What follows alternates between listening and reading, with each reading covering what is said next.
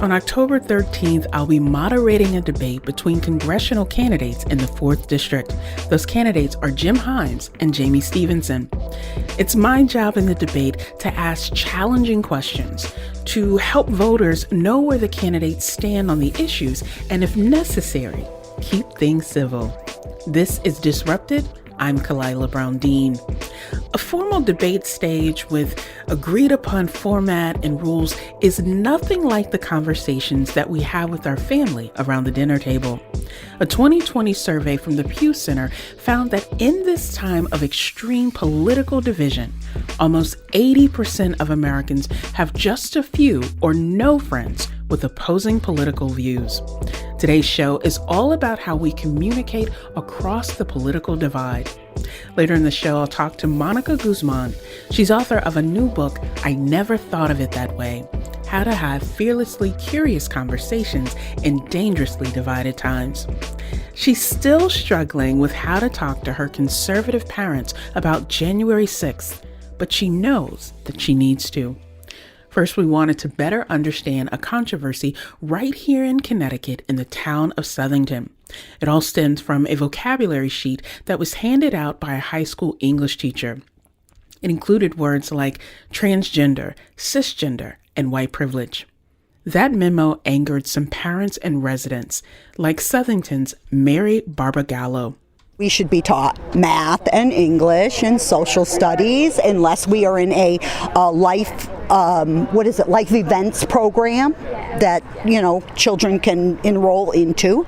But in a regular room, teaching English, this teacher had no right to come and bring in her material. That was audio gathered at a rally in September by Connecticut Public's education reporter, Catherine Shin. We spoke with Catherine about why that vocabulary sheet became national news. There's this 10th grade English teacher at Southington High School that provided this vocabulary list that came from the University of Arizona.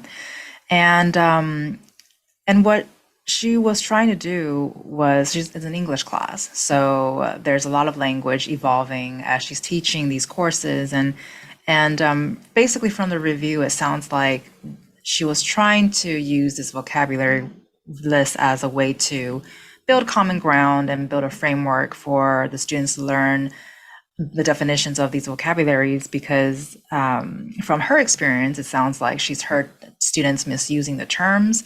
So as an English teacher, it was her way of educating the students, but caused a backlash. It sounds like certain students in the classroom were uncomfortable with the materials.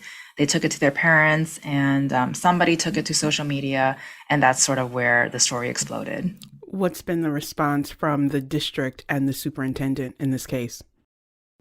So when the school board first found out about the materials, they immediately launched an investigation, and the superintendent made it very clear that because this is a personnel issue, this is not something that they're going to discuss in the media and on social media, which is very fair.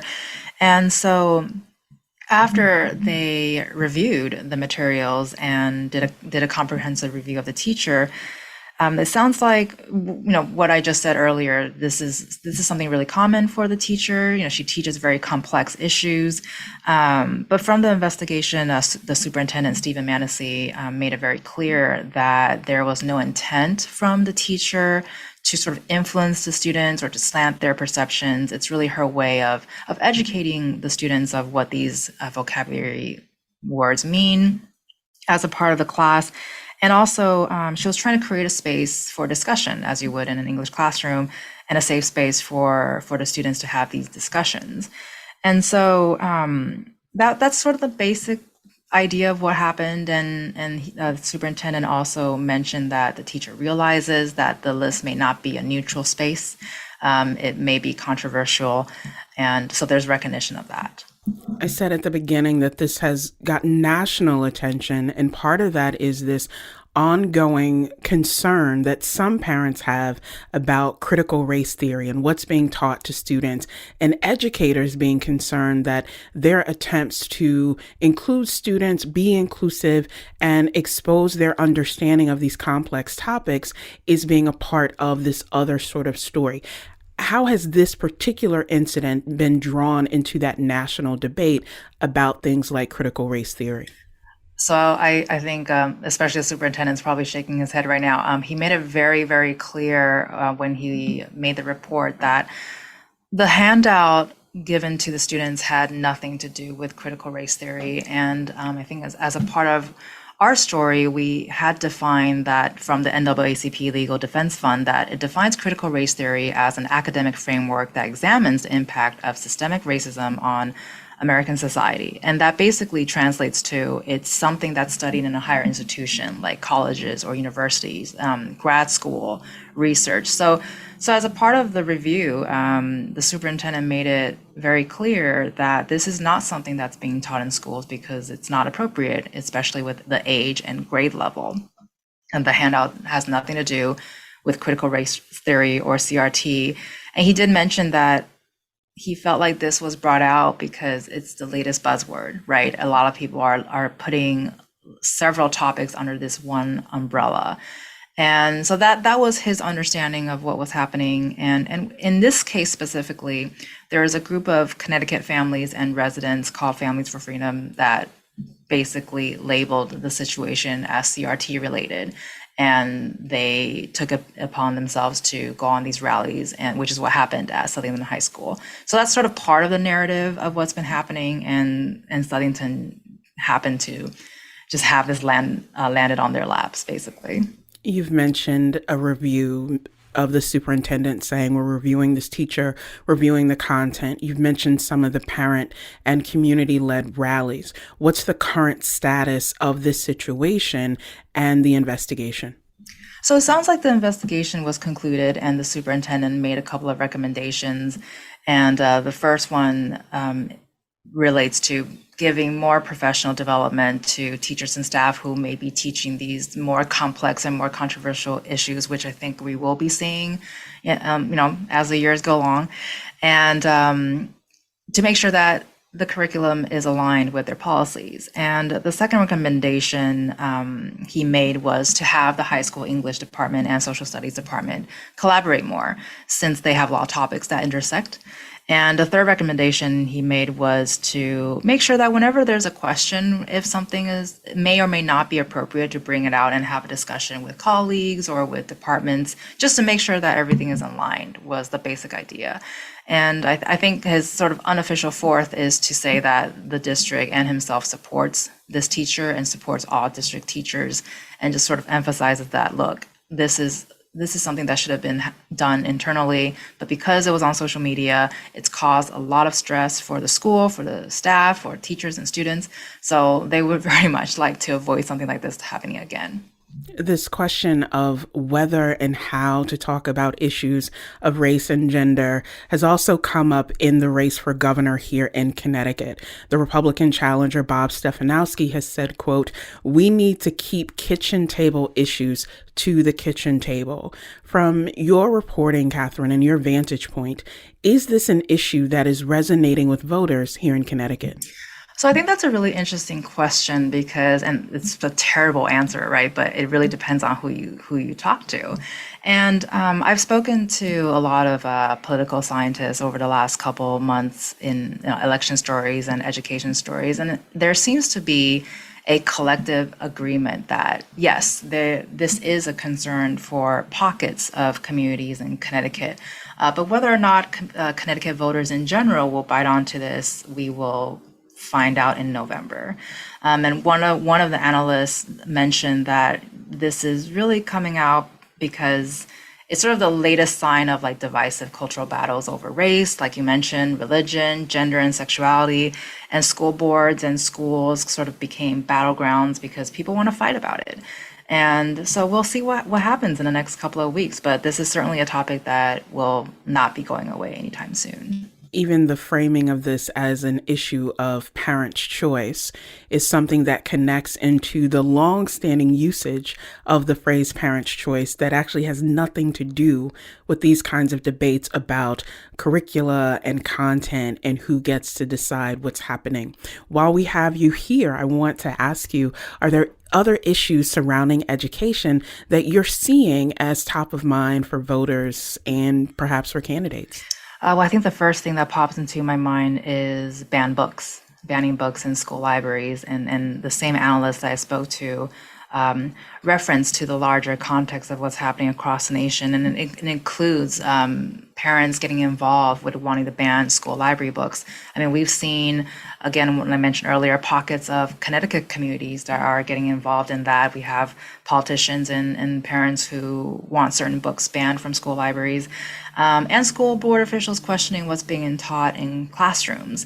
I think we're gonna see a lot of that. But another point that one of the analysts wanted to make, and I think has a lot of oomph to it, is we're also hearing a lot of voices, because a lot of traditionally marginalized communities are now also starting to stand up and speak out. So you have sort of both ends of the spectrum kind of going at it, and naturally that would be so, right? So I think we're going to see a lot of that coming up. You know, we did a show a few months ago and we spoke to educators and school administrators who talked about the tremendous pressure that they are facing to help our students be healthy and well, in addition to educating them with these external pressures and this external oversight. So I think as the months go forward, thinking about, as you said, the different voices that are emerging and raising issues in ways that have previously been overlooked will be key. So we'll have to have you back to discuss that as well. Catherine Shin is the education reporter for Connecticut Public. Catherine, thank you for being with us. Thank you so much for having me. When we return, author Mónica Guzmán about how political divisions prevent us from seeing the world as it truly is. This is Disrupted. Stay with us. Welcome back to Disrupted. I'm Kalila Brown-Dean. In a 538 Ipsos survey from September, Americans rated political polarization as their second highest concern after inflation. There are people in the U.S. who are trying to bridge those divides and show us how we can work together. Mónica Guzmán is Senior Fellow for Public Practice at Braver Angels. It's an organization that's working to unite red and blue Americans in a working alliance to depolarize America. Guzmán's new book is called I Never Thought of It That Way: How to Have Fearlessly Curious Conversations in Dangerously Divided Times. Mónica, welcome to Disrupted. Thank you so much for having me. Let's get right into the title of this book, because there is so much there to unpack. What does it mean to have a fearlessly curious conversation, especially in these divided times?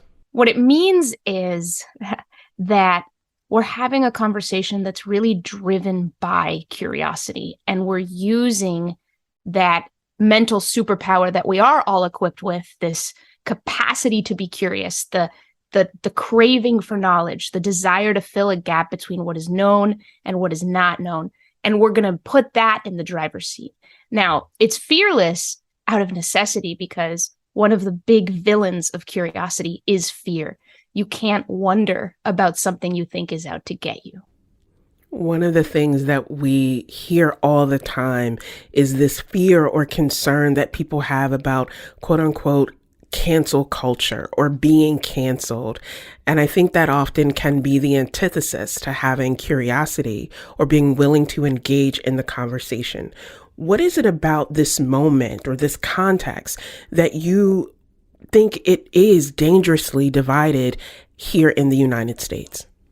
The main issue, I think, is that we are so divided, we are blinded, that our divisions have led to so many misperceptions that research has categorized and shown over and over again, that we're not even seeing the world as it really is.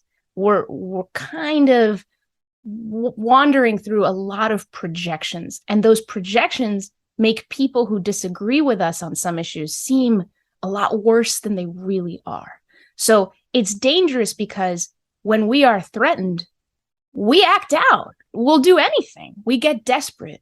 And I think we're already seeing, when we look around our country, both in reactionary policies, but also, creeping toward political violence, that's already happening for a lot of people. And we don't we cannot turn that up any higher. It is easy to demonize or otherize people that we don't know, people for whom there is some degree of anonymity or distance. But when you think about it in a personal setting, in terms of your neighbors, your friends, your family members, that becomes even more challenging. And you write in the book about that political division between you and your parents and how that division really pushed you in some ways to think about these issues on a deeper, more personal level. Share that experience with our listeners so they get a sense of how you're approaching it in the book. Yeah, the relationship with my parents is a huge animating force to my even writing this book. Writing books is very hard. Writing books in a pandemic is even harder. But part of what really brought me to this was a contrast between the conversations that I've been able to have with my parents. I voted for Clinton and Biden. They voted twice enthusiastically for Trump and likely will again. And you can imagine, given the divisions in our country, the depth of disagreement that exists there. And yet we were able to have the kinds of conversations where there would be a lot of heat. A lot of people are afraid of conversations getting too heated, and it makes sense. But there's a difference between heat that cooks something and heat that burns something. With my parents, we're able to have heat in our conversations that cooks something. It cooks understanding. I've asked my mother, Mom, what do you think? Why do you think we're even able to have this? Because sometimes we yell at each other and yet we can laugh a couple seconds later and come back to something real. And she said, Monica, I think it's because we acknowledge each other's good points. And I realized she was right. She's really good at hearing me out and saying, yeah, that's fair. Yeah, I hadn't thought of it that way. That's a good point. And I can do that for her. So it was the contrast between that experience and what I hear from so many people, where they're burning bridges and ending relationships over political disagreements that really feel like they're a heck of a lot more than just about an opinion. Let's add a layer to that, because there are these political disagreements, there are policy debates, there are the divisions that happen over ideology within that political sphere. But when you add in layers of identity, it makes it even more challenging. And so some people may hear you say your parents enthusiastically voted for Trump twice and would likely do so again if they have the opportunity, and say, but wait a minute. All of those comments that he made about people from Mexico or about immigrants more broadly, why on earth would anyone with that shared identity support him? So how do you break through that in the conversation with your parents or with others where identity and ideology seemingly collide? Exactly. Yeah, that's the question. And that really is the question. I said at the top of this that it's about putting curiosity in the driver's seat. Why would someone with that shared identity still have this political opinion and still want to go in that direction? That was one of my driving questions. And I unearthed a lot of complexity, including, for example, my father, born in Mexico, grew up in Mexico. I talk in the book about how he would watch his own father be mocked by his friends for paying all his taxes on time. Mexico is a country where you can get away with things. It's more corrupt. The laws don't get enforced, etc. So my dad would look north at the United States and really admired the way that it could hold itself up, right? That the rules of our society are better respected. And he kind of thought, like, I think I belong there. So he worked really hard to come here. And so he hears about, in immigration, there's all these laws that are not respected. People cross the border against the law. His value around that enforcement, that respect for the boundaries of this country, comes above his national identification with other Mexicans who cross the border. So that's one example of, as a result of my kind of peering behind the scenes on that, in not a very angry way, confused, but not angry, I was able to learn details like that. One of the things that I think is so key in the book is that you point out this tendency we have in the US to paint people and groups in these very broad strokes. And in some ways that can lead to division. In other ways that can also push us to withdraw from conversation. And the benefit of your book is that you're challenging that monolithic view of community, of identity, of even neighborhood, and saying you shouldn't assume that just because someone has a shared identity or shared zip code, that they believe a certain way or that they arrive at that decision for the same reasons. And I hear that in, you talking about your dad's experience and seeing an ideal and wanting to adhere to that. Here is the obvious question that I know every listener will ask. Where does your relationship with your parents stand now, given the sort of ongoing divisions and contentious nature of American politics? Yeah, I mean, the relationship is still really strong. When I wrote the book, they were living very close to me in Seattle area, and they've since moved to North Carolina, which is very sad for me. But this summer, they were here for 2-3 weeks. We prepared the guest room and made it all nice, put candles, hoped they would enjoy it. And we, as we were going around the Northwest and having fun, we also had a bunch of political conversations, and they were fascinating. I will say there's one conversation I have not had to my satisfaction with them, meaning that I haven't aired my deepest, truest concerns, and it's about January 6th. We've danced around it, but I haven't really plunged. I haven't plunged in. And it's funny, right, that they were here for 2.5 weeks and I somehow didn't find the time, really? So I'm wrestling with that in my own head because I think I'm a little afraid to have the conversation, which is exactly why I need to find a way to have it. As I listen to you talk about this relationship with your parents, the things you have been able to talk about, the things you have not been able to talk about, and the broader theme of this book, what I hear in your comment on this is that your relationship with your parents is grounded in love, is grounded in respect, and grounded in a willingness to see each other as humans, even if you are humans who disagree. But how do we take that to people who we don't know personally, or we don't have that same understanding that at their core, they are good people, even if we disagree, and still extend that level of curiosity and engagement to break down some of the division that we see? Yeah, I'm glad you pointed that out, because I think the whole course of the book, I was almost like too shy to kind of say, oh, by the way, it also helps to love. It helps, right? And so it's funny, though, because sometimes deep relationships are what makes understanding harder because you have baggage. You remember horrible things they've said to you once, and you have to dig your way out of those holes. Sometimes engaging with strangers about these issues can actually be easier. So I work with a nonprofit called Braver Angels, and we have workshops that bring together perfect strangers. And it's incredible the sorts of insights they can glean about the other side and politically, and how deep they can get being vulnerable about their own views, because there's a sort of safety in strangers. Now, most of the time when we encounter strangers, it's on the internet. And the internet is a non-place that makes us into non-people. It's far too easy to believe that what we are really doing is engaging with an opinion. People are just their opinions. We literally on Twitter have our name, dash, our cause. We are walking opinions. We don't do ourselves any favors there. So it becomes very easy to forget. There's a whole level of complexity. So discourse on the internet starts to operate on these absurd assumptions like, oh, I can drop this meme that's really compelling to me, and then because no one responded to it, like arguing with me, clearly everyone agrees. It's like, no, that's not how it works. I want to get back to Braver Angels in a moment, because I think the work that's being done really provides a useful model for what we do. But before we get there, I want to go back to something you just said about social media, which is now this ubiquitous presence in all of our lives, whether you're talking about great grandmothers or teenagers who are still kind of figuring out their place in the world.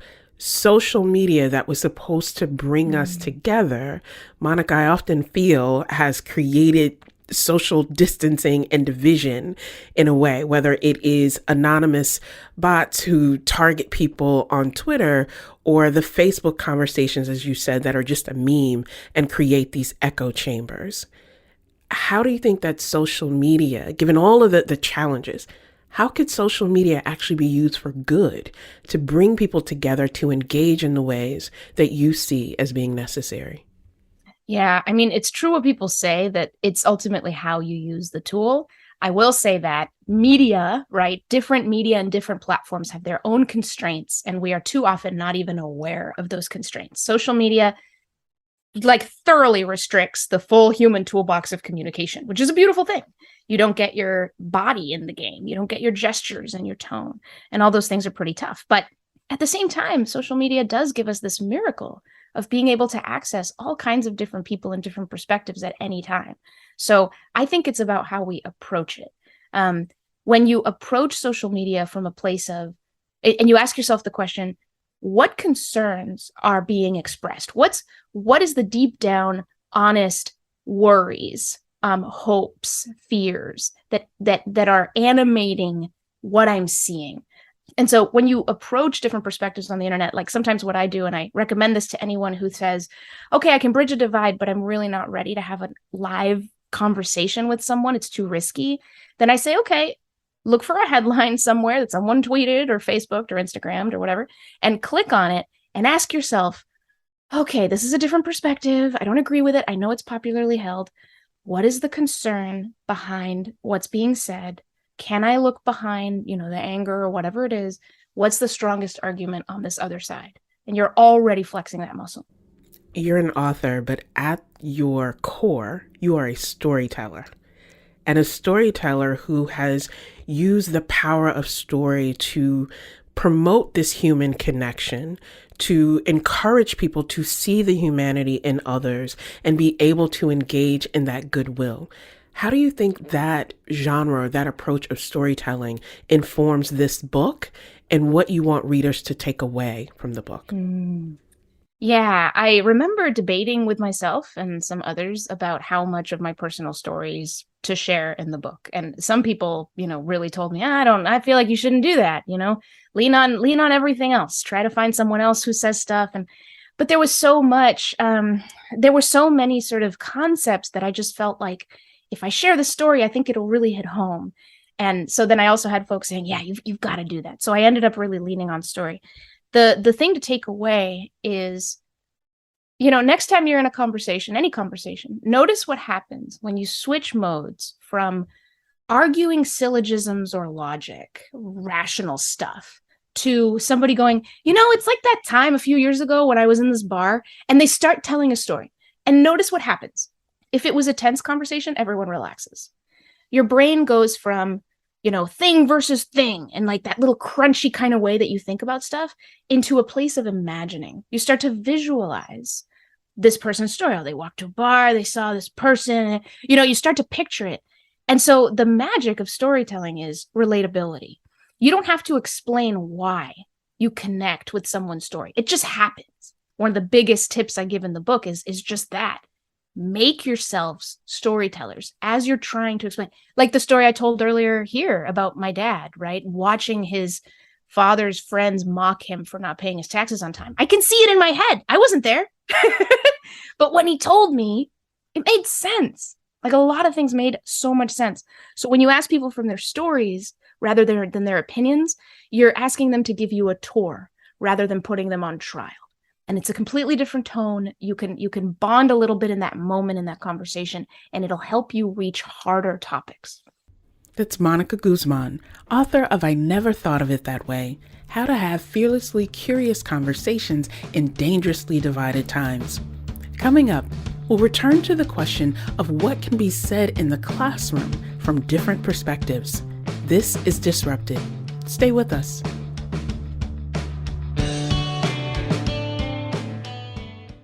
Welcome back to Disrupted. I'm Kalila Brown-Dean. This week, we're talking about the power of words in political debate, from the vocabulary that's used in schools to how the words we choose can make political conversations less divisive. Mónica Guzmán is author of I Never Thought of It That Way, How to Have Fearlessly Curious Conversations in Dangerously Divided Times. Before the break, Mónica talked about her approach to storytelling and how it informs her book. But I also wondered about the challenge of writing in such a raw and honest way the stories of other people. I asked Mónica if she worried about how the book would impact her parents and others whose stories she tells. I did worry about it. I did worry about it a good bit. I think part, just honestly for me, it was I take very seriously the responsibilities of journalism. And I believe that good journalism is about good moderation. It's sense making and curiosity, but largely helping people understand themselves, right? You don't put yourself into the game. Um, and I made that choice that, you know what, I think I have to say that I'm liberal and tell stories about that political preference I have in order for any of this to connect or make sense. But I was pretty scared about that. Like, what will people think of my journalism? Will it be, will I've thrown away my ability to moderate? And what I found is, interestingly enough, almost the opposite, where I have a lot of folks who are conservative reading this book who tell me, man, I can see the effort, like the genuine effort you put in to having examples on both sides of the divide and how you're trying to understand the other side. And it's actually giving me a kind of encouragement that is possible no matter what side of the divide you're on. So that was the place where it came up for me personally. But yeah, anytime you share a story, you don't know what's going to come up. You don't know what new thing you've just introduced into the conversation. The other person might cringe and kind of look back. And that's where you have to observe and say in the conversation, I see you look a bit uncomfortable. Can you tell me what's going on? And hopefully there's ways to still make that something you can cook with. There will be listeners who are hearing our conversation and thinking, this sounds great in theory, right? It sounds wonderful. Be willing to be honest in your views, be curious about others, and engage. And then they will remember a January 6th, or they will remember a kid who's sitting in a classroom where parents are debating about which books they get to read, or, whether social emotional learning is this nefarious force, or if it's something that's good. And there will be that fear that sometimes words can be dangerous, that words can be harmful in ways that is not like the little kid adage about sticks and stones, right? That those words stay. When we're thinking about what we're facing today in this country, and I'm, as an educator, I'm particularly concerned in that context. Is there a line, Monica, where you say, every idea doesn't need to be validated, or every perspective doesn't need to be engaged because it could cause harm? I guess I'll start by saying I don't think it needs to be an either or. I think that there are fighters who need to fight without doing a lot of listening to the other side that they feel is just against them. I think that that's part of a healthy democracy. People holding up the slogan and not wanting to ask a lot of questions. They're at the center of communities of belief, and they can really change the world. And we've seen it, and we'll keep seeing it. I think what they need is people at the edges of those communities of belief, extending a hand out, and reaching for people who are curious or skeptical, and being able to engage in a way that doesn't just mean I'm here to persuade you and pull you in. I understand that I also need to be open to your concerns and where I might enrich my perspective and my community and the person at the top of the hill holding that sign by learning from you. Even though you are opposed to my cause, there might be some truth in your story, even though there might be no truth in your conclusions. So I deeply believe in that. Now, are there some truths that are there some perspectives that should not be validated? Sure. But I don't think there are people who are not validated.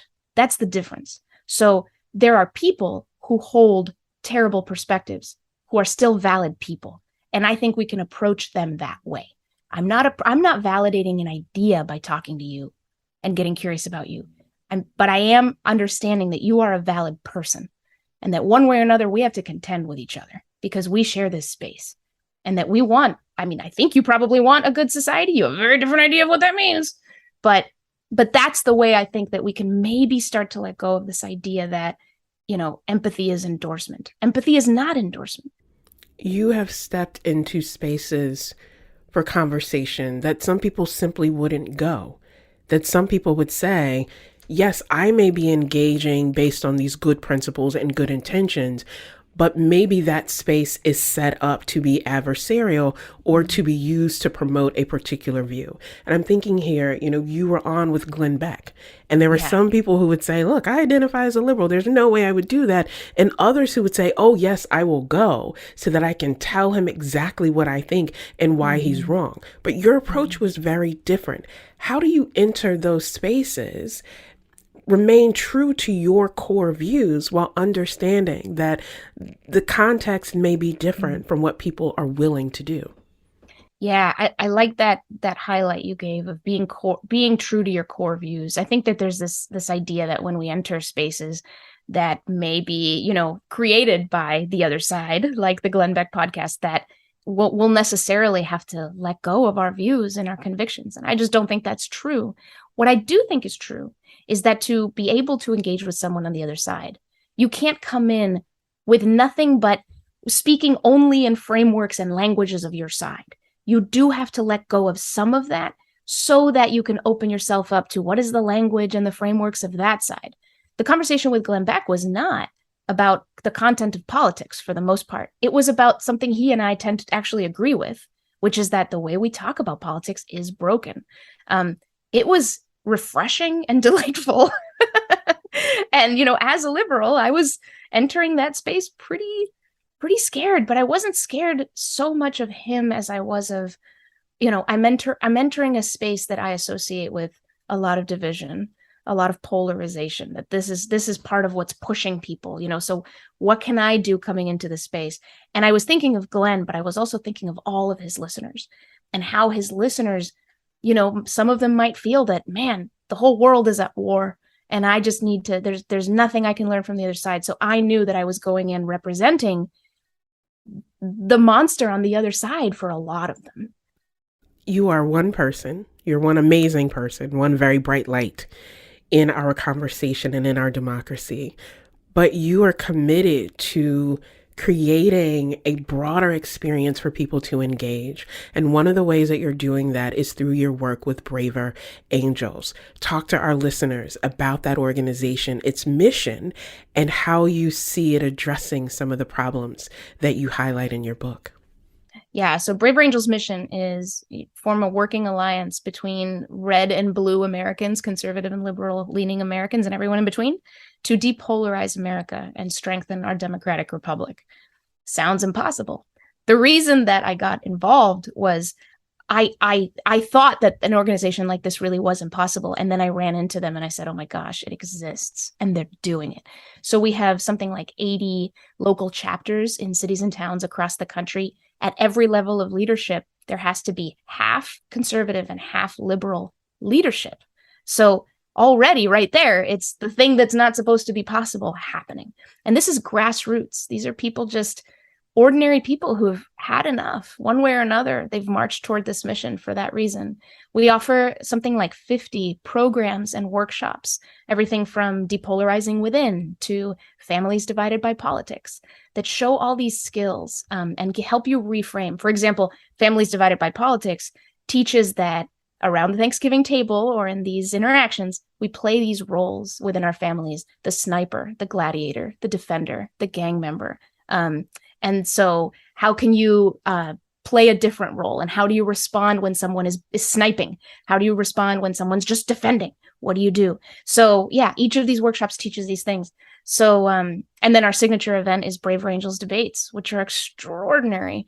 It's ways for people to passionately share exactly what their views are, but we put them in a structure where one side actually does hear the other and ask the other side really curious questions to deepen their understanding. I mean, frankly, it was Braver Angels debate about COVID back in 2020 that made me think, if I can work for these guys, I'm going to work for these guys. This is it. And it's changing the world. Let's think, as we come to the conclusion of our time together, the way that other people can help to change the world and commit to building bridges instead of walls in our country. What would you say is a key takeaway or key strategy that you would encourage people to pursue to help move past some of those divisions? I could name many. One of the ones coming up right now is we tend to want to ask across disagreement, why do you believe what you believe? And it's what I was saying about stories. It can come off almost accusing when there's a divide full of suspicion and fear. You don't know how it'll be received. So instead, ask, how did you come to believe what you believe? Make that person into a storyteller and then tell them, I see it very differently. Instead of saying, you're wrong, or even I disagree, you can say, I see that differently. Can I tell you what I mean? And then tell a story about something that animates your point of view before you tell your point of view. So let story lead, let curiosity lead. And as much as you can bear, don't burn your bridges. I think that's one of the most important things. A lot of people are getting to that. I've had enough. I never want to talk to this person again. I think that hurts our democracy very, very deeply in ways that are uncomfortable to talk about. So even if you don't talk to this person again for years, leave the door open and you'll never know what comes through. Mónica Guzmán is Senior Fellow for Public Practice at Braver Angels. She's author of I Never Thought of It That Way, How to Have Fearlessly Curious Conversations in Dangerously Divided Times. Mónica, thank you so much for your work. Thank you so much for this conversation. Disrupted is produced by Kevin Chang Barnum and Katie Tolarski. Our interns are Taylor Doyle and Jacob Gannon. You can listen to all of the previous episodes of Disrupted by finding us wherever you get your podcast. Just search for Disrupted and Connecticut Public. And if you have feedback or ideas for the program, just email us at disrupted@ctpublic.org. I'm Kalila Brown Dean. Thanks for listening.